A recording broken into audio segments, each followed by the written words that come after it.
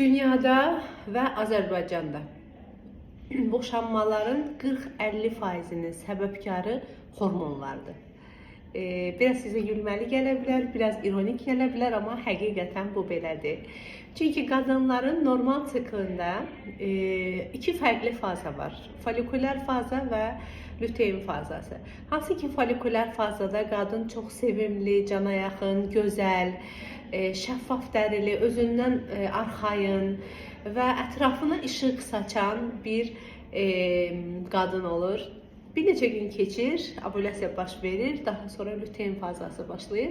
Hansı ki bu fazada qadın agresiv olur, özünü çirkin hesab edir, üzündə sızanaqlar çıxır və bu vəziyyətdə heç kimi yola vermək istəmir, əsəbi olur, hər şeyə pis reaksiya verir.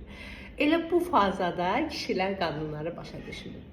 Çünki hər şeyə əsəbləşən qadın həyat yoldaşını da yola vermək istəmir və nəticə etibarilə boşanmaya gətirib çıxarır və səbəbi lutein fazasındakı progesteron hormonunun yüksəlməsi, estradiol hormonunun isə get-gedə aşağı düşməsidir.